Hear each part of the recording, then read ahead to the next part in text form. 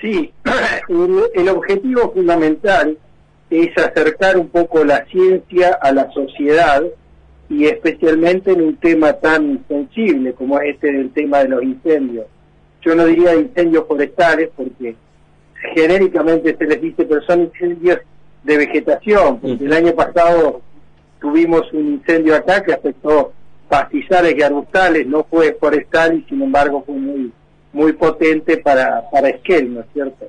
Así que bueno, pero salvo eso, está todo perfecto y bueno, el objetivo de este encuentro es tratar de llevar un poco más la ciencia a la sociedad y en particular sobre lo que sabemos y podemos aportar a la gobernanza, a la comunidad en general sobre este tema.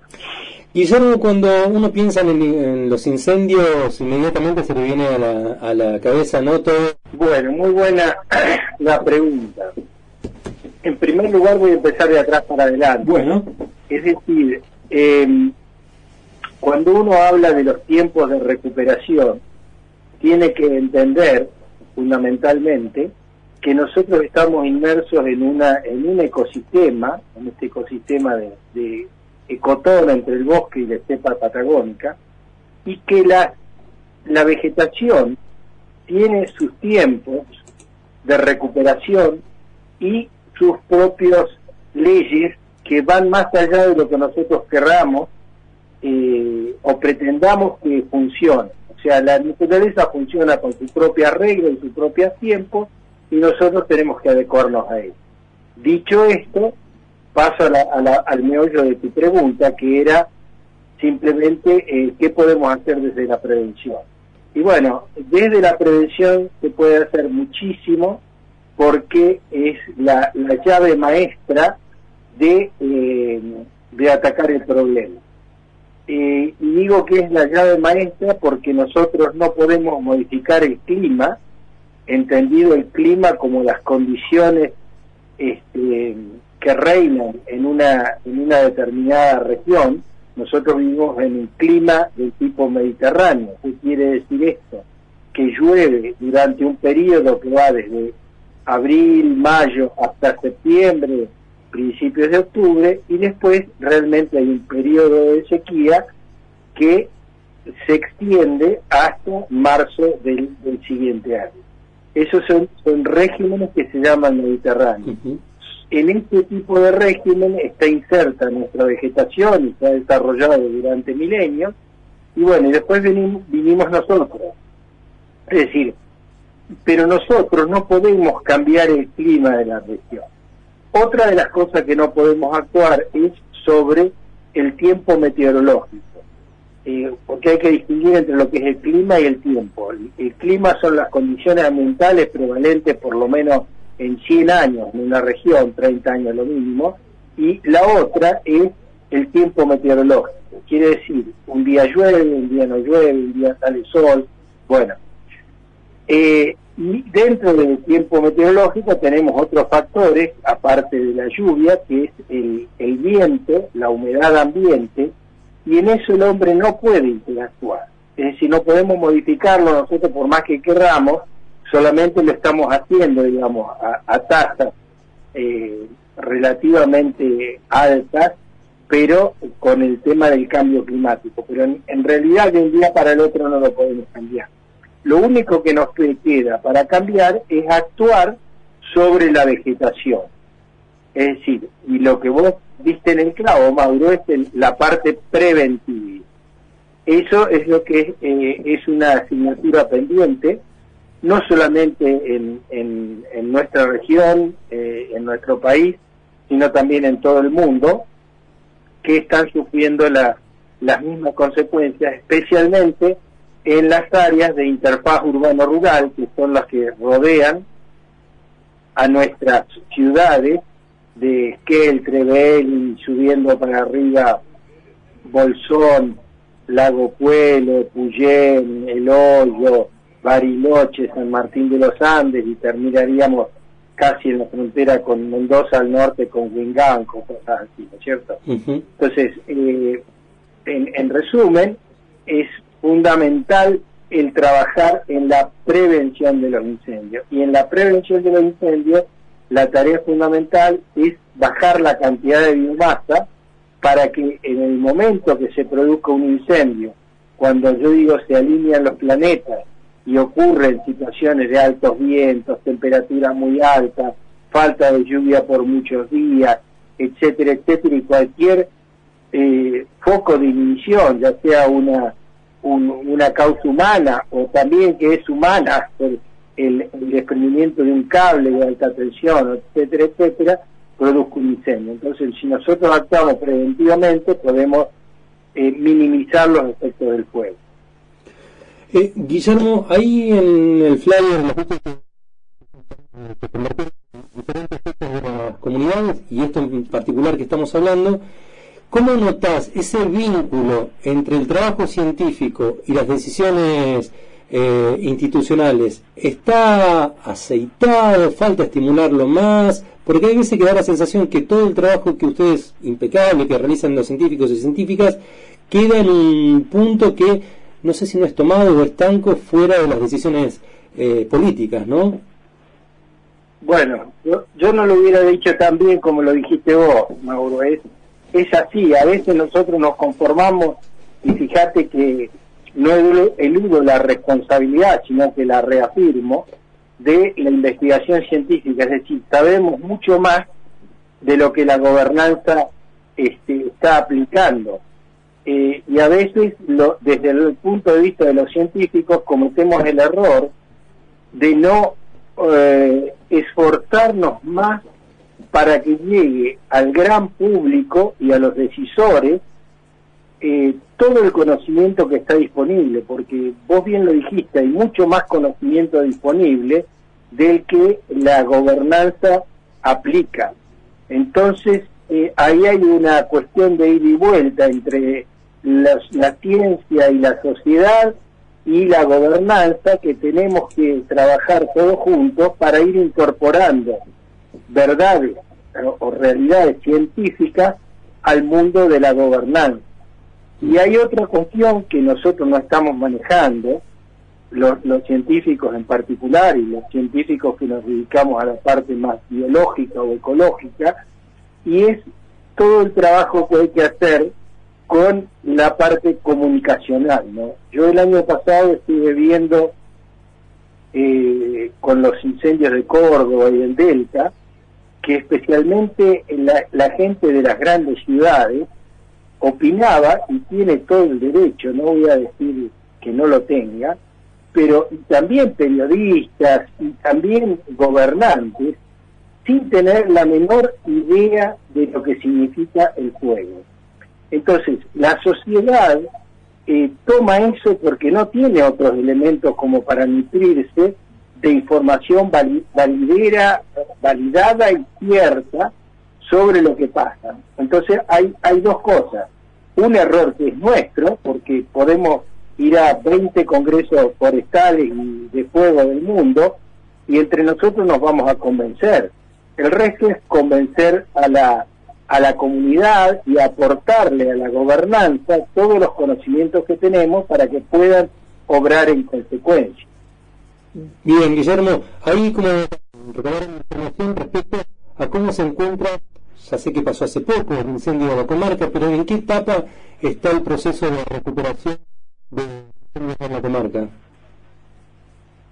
Bueno, primero sí, vamos a hacer un relatorio. Yo voy a hacer una cuestión de la parte general y sobre todo un raconto sobre cómo la sociedad, especialmente en los últimos años, ha perdido la noción del manejo del fuego, y hemos llegado ahora a la gran paradoja de decir, bueno, el fuego es nuestro enemigo y hay que combatirlo como si fuera un enemigo a vencer. Y no es así. El fuego estuvo antes que nosotros en la superficie de la Tierra, ayudó a modelar todos los ecosistemas, e inclusive fue un partícipe necesario y muy importante de nuestra evolución como humanidad. Esto lo hemos perdido paulatinamente en los últimos 100 años aproximadamente, con el creciente uso de los combustibles fósiles, sobre todo el gas y el petróleo, porque antes lo que hacíamos era usar biomasa de madera, la leña, para calefaccionarnos, para cocinar nuestros alimentos y para energía en general, para calefaccionarnos. Entonces, esto lo fuimos perdiendo como sociedad, y ahora muchos, especialmente la gente urbana de grandes ciudades, ve al fuego como un enemigo que hay que vencer a toda costa. Bueno, ese es un prejuicio que tenemos que, a través de la ciencia, ir desilvanando, yendo a sus raíces y viendo qué es lo que podemos hacer para reencontrarnos. Vuelvo a lo que había dicho antes, la naturaleza tiene sus propias reglas de juego y sus propios tiempos, sobre todo. Muchos dicen, pero ese es un ecosistema que se quemó y no lo voy a volver a ver. Es cierto que no lo vas a volver a ver, pero la naturaleza funciona así, no funciona como nosotros queremos que funcione, sino que funciona como debe funcionar para mantenerse. ¿Y por qué digo esto? Porque la evidencia científica, por ejemplo, en la zona donde ocurrieron estos incendios, indica que desde milenios hay trabajos que se realizaron en el río de Puyén sobre sedimentos de carbono que indican incendios pasados, y se encuentran que desde hace por lo menos unos 8 o 10 mil años, incendios frecuentes modelaban la vegetación que hoy vemos en la superficie. Entonces fuimos nosotros después los que conquistamos, digamos, esa zona, nos gustó porque son bellas escénicamente, y pusimos nuestras casas en el medio de la vegetación, sin entender que esa vegetación tiene sus reglas y cada tanto se quema. Entonces, encima, lo que hemos hecho fue apagar los incendios, y eso hace que en un momento la acumulación de biomasa sea tal que cuando se produce un incendio de características catastróficas prácticamente no queda nada. Y lo que estamos haciendo también es desviar el rumbo natural que tenían los incendios. Quizá probablemente los incendios ocurrían cada 8, 10, 15 años y no tenían estas consecuencias. Ahora le hemos agregado casas a esos lugares, le hemos agregado un montón de cosas que hacen que sean vulnerables y ocurra lo que ha ocurrido.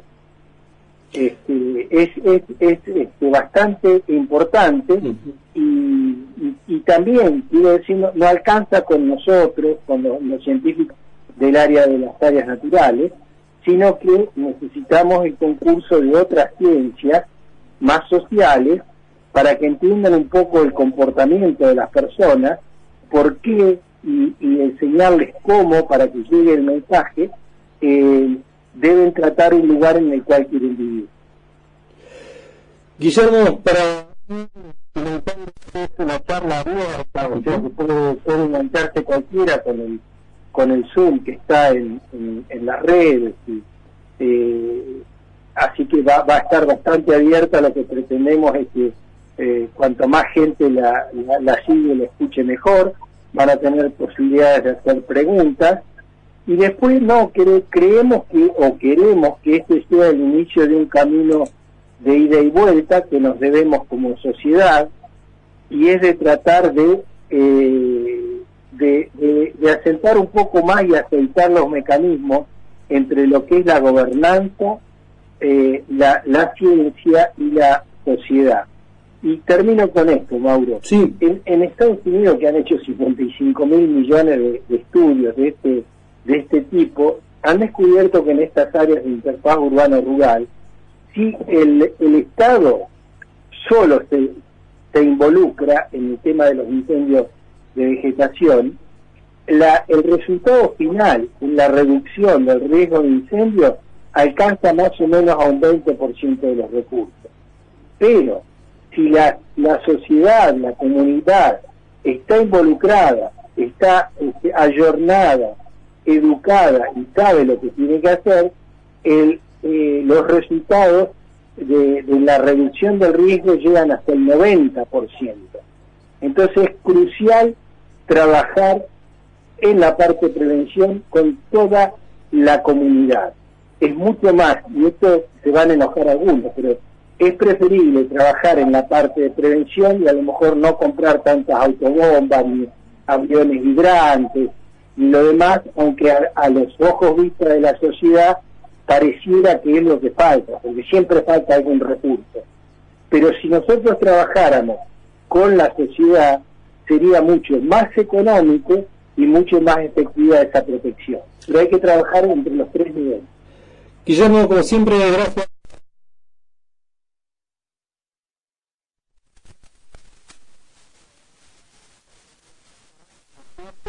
El CIEMEP está a disposición de tu programa, de todo Radio Nacional, y creemos que una de las formas de comunicación es a través de nuestra radio a toda la comarca y la región, porque eso por lo menos visibiliza todo lo que estamos haciendo en nuestra institución. Muchas gracias. Hasta pronto. Estuvimos conversando con Guillermo Desfossé, que es director del CIEMEP aquí en nuestra ciudad, sobre esta charla. Comienza un ciclo de charlas organizado por el CONICET Patagonia Norte, que tiene que ver con, en este caso, incendios forestales, prevención y recuperación.